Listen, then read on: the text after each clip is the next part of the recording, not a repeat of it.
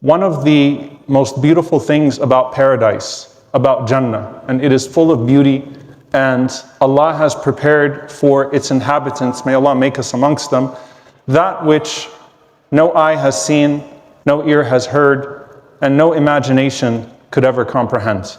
But one of its most beautiful traits is that it never gets old. What that means is that every day when you think you have peaked in terms of beauty, it gets more beautiful. When you think you've seen its most beautiful palace, Allah opens up the doors of another palace. When you see your spouse in paradise, and no one is single in paradise, your spouse is more beautiful every time you see them. When you go to its marketplaces, you see things that you didn't see the last time. The fruits taste better. Every single moment in Jannah is an upgrade. It gets better and better and better and better. And Allah is surely capable of that being never ending. May Allah subhanahu wa ta'ala make us its inhabitants. Allahumma ameen. And no one in Jannah thinks that they have anyone above them. So that's also one of the blessings of Jannah, is that you don't have the fear of missing out. The person who is in the lowest level thinks that they must be in the highest level because of what Allah is unveiling for them. That's the beauty of paradise. It keeps getting better and better and better and better. Blessing after blessing after blessing after blessing. The counterpart to that is this dunya, is this life, where sometimes you get hit by a hardship and you think, this is the hardest it's ever going to get. And then something else happens, and something else happens, and something else happens, and something else happens. And so the idea of it all falling apart. And of course, the way that we come in to the way that we then age, and the way that things start to wither away, we lose our appetite for this dunya, and it just seems to sometimes fall apart. And of course, that's true also in the collective sense with al-fitan, with trials and tribulations. They start to strike one after the other, to where you feel like you can't catch up. On an individual level, you get hit and you think, this really hurts. And I think that this is the hardest it's going to get. And then something else happens. You look to the world, and if you are an empath, the believer sees a person falling off of a plane in Afghanistan or off of a boat from Libya. And where does my heart go to? How can I encompass all of this? May Allah make it easy for all of our brothers and sisters wherever they may be.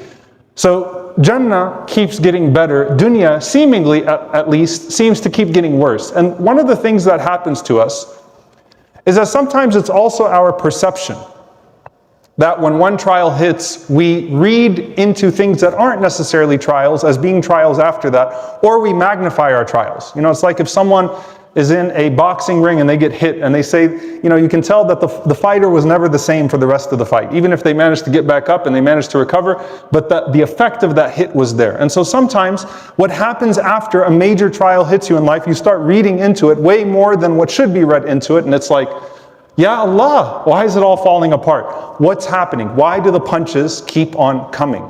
Now what I want to talk about is that lowest point, because undoubtedly there is a point that all of us will reach that will be our lowest point. And it doesn't necessarily need to be our lowest point in terms of the severity of the tragedy. It could be the circumstances that we are in when that happens. Surely Ta'if, which we know was the lowest point of the Prophet ﷺ because he said so. Ta'if hurt more because the Prophet ﷺ did not have Khadija radiallahu ta'ala anha to wipe his wounds. There's no doubt about that. There is also a decade of rejection that precedes Ta'if that makes it that much worse. And so sometimes, and that's why every trial is unique, it's the circumstances around, it hits you at the wrong time, and wrong in quotation marks, wrong time, and it's like, Ya Allah, this is horrible. I don't know how to get out of this. I don't know how to move forward. And of course, certain trials also have a permanence in regards to the consequences in life. You lose someone you love, as much as you cope, that person will not come back to this earth. Something falls apart, sometimes there's a permanence to that. Now what do we do? And I don't want to just talk about this from the perspective of hardship as a whole. I want to talk about that lowest point and how you actually take that and do something with it that's very unique. Because when you're at that lowest point, you know what else you are? You're most vulnerable. You're most vulnerable in that you're most likely to put your ego to the side and you can humble yourself most to Allah subhanahu wa ta'ala. So you're most vulnerable, which has the capacity to reinvigorate your dua, your prayer, your reflection, your worship. Sometimes you see a relationship and they say the best thing that ever happened to that relationship was that it hit crisis, and out of that crisis, we learn things, certain things happen, and you look back at that and you see that was a turning point. So your ego gets put to the side, you're humbled, and when you're humbled, you're in a perfect place to make sujood and to cry out to Allah in prostration and say, Ya Allah, I'm humbled. You're also in that vulnerability in a perfect place to rethink things, to be introspective, to actually start to think about what preceded that moment and what can be done after that moment. So it's an interesting place that you find yourself in. And you have to remember that Allah subhanahu wa ta'ala doesn't give you a swamp, Allah gives you a springboard.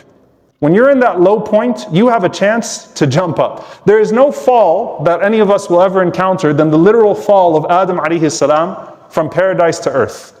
But even then, there was an elevation in his station, his maqam, his status with Allah subhanahu wa ta'ala, that made his station even greater than before he fell. The same thing with Yunus alayhi salam plunging to the bottom of the ocean. That's a fall that none of us could probably quite come to terms with. But you're in this place where you can rethink. You're in this place where you can reevaluate, reassess, and then get back somewhere, or where you've actually never been, and let it be an actual better place. And the reality is that a lot of times, especially when you're talking about the secular sense, when someone hits that low point, they talk about their potential from that downfall in this world. It's restricted to this world. That's the problem with a dunyawi dunya, a worldly worldview. It's so restrictive, it's so limited. What's the maximum they could talk about? Your potential coming out of that. And certainly that's part of it, that there's a certain potential of strength and resilience that can be gained from that place. But when we think about it, we think about it also in terms of the potential of a higher place in paradise, the potential of a higher station with Allah subhanahu wa ta'ala. And we're taught not to necessarily wish for the low point to achieve that potential. Very beautiful dua from Salam ibn Abi Muti' rahimahullah ta'ala. He used to say, Allahumma in kunta balaghta ahadan min ibadika as-salihin darajatan bi bala فَبَلِّغْنِيهَا بِالْعَافِيَةِ. Oh Allah, if there is a station that you have gotten people to through hardships and trials, then allow me to reach that station without the trial. That was his dua. If you let someone reach a certain position, we read about Yusuf alayhi salam, Ayyub alayhi salam, Yunus alayhi salam. I mean, the only prophet who we know that walked away from his people prematurely, yet he was the first prophet that Allah revealed to the Prophet ﷺ in the spirit of praise. He got back up and he elevated only by the mercy of Allah subhanahu wa ta'ala. And Ibn Mas'ud radiallahu ta'ala anhu is narrated to have mentioned that most of the people that enter paradise don't enter paradise by a good deed that they do, but by the way they responded to a hardship. A hardship came your way and there was a sabr, an ihtisab, a patience, a resilience, a steadfastness that you showed, and that was the means by which Allah subhanahu wa ta'ala delivered you to a place that you otherwise would not have been able to get. The thing is that you don't see that place right now. And so sometimes it becomes hard to be able to see outside of where you are at the moment, to be able to see light at the end of the tunnel, to be able to see that position in a paradise that you can't even imagine. It's hard to imagine it, it's hard to grasp it, it's hard to act in accordance with it, but that's what makes it so rewardable. SubhanAllah, you get this one life to live in this dunya that is consequential to the rest of your eternity, and there are things that happen to you, one-time events that happen to you in this life, and there is one moment in that one-time event that if you capitalize on, it changes your entire hereafter. As-sadmat al-ula, that first strike. You know, when the Prophet ﷺ said as-sabr and the sadmat al-ula, that patience is at the first strike, it's not as the scholars say that patience is only at the first strike, it's that there's a unique patience at the first strike that if you seize that moment and you respond in that once-in-a-lifetime moment, once-in-a-lifetime hardship, with a once-in-a-lifetime patience, what does it unlock for you in the hereafter? Baytul Hamd. A house of praise that you walk into Jannah and you say, Ya Allah, for me? Ya Allah, how did I get to this place? Because you got hit and you responded right. It's that one moment that you could seize and you could captivate And subhanAllah, a lot of us are so paralyzed in that one moment. May Allah subhanahu wa ta'ala make it easy for all of us. I've heard a lot over the last couple of years. I mean, it's the environment around us, right? Like, I don't think this is the worst it's ever been for me. This is the hardest. I don't know how I'm going to recover out of this. I don't know how I'm going to come forward. Sometimes it's self-inflicted. Allah didn't give you a swamp, you stepped into one. But even then, there's a life jacket. Allah subhanahu wa ta'ala has given you a way back. And you're like, how do I get out of this? Ya Allah, how do I get out of this? But you have to think about the potential, just as you are feeling the pain of the uniqueness of the hardship, you have to think about the uniqueness of the reward in that moment. There's something right now that if I do, Ya Allah, I can achieve so much from Allah subhanahu wa ta'ala. I can gain so much from Allah Azza wa Jal. And dear brothers and sisters, there are various low points that we find in the Quran. And it's really interesting, subhanAllah, that when you go through the prophets in the Quran, you get an array of experiences. Sometimes Allah gives us a lot about their da'wah, about their call. Sometimes Allah gives us a lot about their people. Sometimes Allah gives us a lot about their circumstances. But one thing that's almost always consistent is we learn about their hardships. Almost every prophet that Allah subhanahu wa ta'ala tells us about in the Quran, there is that moment. Rabbi inni maghloob, fantasir. Oh Allah, I'm overwhelmed. I am in need. I am faqir. I am poor, in need, vulnerable. Bima anzalta ilayya, for what you would descend upon me, your blessings. I'm in need of your blessings. Ya Allah, I'm feeling overwhelmed. Ya Allah, where do I go from here? La ilaha illa anta subhanaka inni kuntu min al-zalimin. Rabbi inni massani ad-dur. Oh Allah, I'm struck. Oh Allah, have mercy on me. Almost all of them. Why? Because pain is the universal human experience that we can all relate to. But that unique reward, that unique place. And I want to end this khutbah because I don't want to make this too long. I want to end this khutbah by putting you in a conversation with your mother. Your mom, my mom. al-Mu'mineen Aisha radiyallahu ta'ala anha. It's really interesting. I remember the first time doing a study of al-Bukhari, how many times hadithatul ifk, the slander, the chapter of the slander of Aisha radiyallahu anha comes up. Because there's so much fiqh. It's so long when she tells her own story of how she was slandered and the circumstances of it. And there are tangents in her story. She goes off on a tangent sometimes.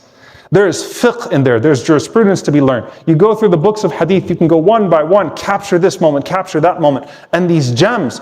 But if you're sitting in a living room with your mom, Aisha radiyallahu anha, and she is our mother, and our mother felt a lot of pain, and I'm listening to my mom talk about the most painful moment in her life, where everything was darkness, where even the Prophet ﷺ, who was always a source of comfort to her, even the Prophet ﷺ was withheld from comforting her in those moments. All alone, did absolutely nothing wrong, and her honor is being dragged through the streets of Al-Madinah. Our mom. And our mother's talking to us. She's talking about the moments. She's talking about what was going through her mind. She's talking about what ayat of Quran she could remember and the ones that she couldn't. She's talking about how she felt when people looked at her, how she felt in this conversation, how she felt in that conversation. I was just paying attention to this one sentence that she says. And she says, Wallahi ma dhanantu an yunzila fi sha'ni wahya. She said, Wallahi, I never thought that Allah would reveal Quran for me. Who am I so that Allah would reveal revelation from the heavens for me? That's your mom talking. I didn't think I was worthy of that. I never would have imagined that Allah subhanahu wa ta'ala would reveal Quran for me. Who am I? 10 verses of the Quran come down to defend me? Who am I? And yutakallama bi al-Quran, that the Quran would speak about me. I never thought that revelation would descend from the heavens for me. Dear brothers and sisters, we don't know what comes from the heavens for us when we're in those low points. But we know that the Lord that descended those verses from the heavens for Aisha radiyallahu anha, and the Lord that rescued Ayyub alayhi salam and Yunus alayhi salam and our Prophet sallallahu alayhi wasallam and answered those prayers is the same Lord that we're calling upon. أَمَّنْ يُجِيبُ الْمُضْطَرَّ إِذَا دَعَاهُ وَيَكْشِفُ السُّوءَ أَإِلَهٌ مَعَ اللَّهِ. Who else are you going to call upon? وَاللَّهُ لَا يُضِيعُ أَجْرَ الْمُحْسِنِينَ لَا يُضِيعُ أَجْرَ الصَّابِرِينَ. Allah does not let the reward of the good doers go to waste, nor does He let the reward of the patients go to waste. And so when you're in that moment, dear brothers and sisters, and you're thinking now, I have a window where I can really capitalize on the reward. Remember that there are things that would come down from the heavens for you that you will only see when you make it to paradise, bi'idhnillahi ta'ala. And do not belittle yourself to where you think that the mercy of Allah subhanahu wa ta'ala will not encompass you. Our mother Aisha radiallahu ta'ala anha said that, I never thought Allah would reveal Quran for me. Who knows what Allah subhanahu wa ta'ala will do for us. We ask Allah subhanahu wa ta'ala to grant us patience, to grant us steadfastness, to maximize our reward, to grant us the highest station in this life, to allow us to reach our maximum potential in this life of pleasing Him, and to allow us to reach the maximum position and station in paradise in the companionship of our beloved Prophet sallallahu alaihi wasallam. We ask Allah subhanahu wa ta'ala to forgive us for our weak points, to forgive us for our shortcomings. We ask Allah subhanahu wa ta'ala to make the best of our deeds the last of them, and the best of our days the day that we meet Him. Allahumma ameen.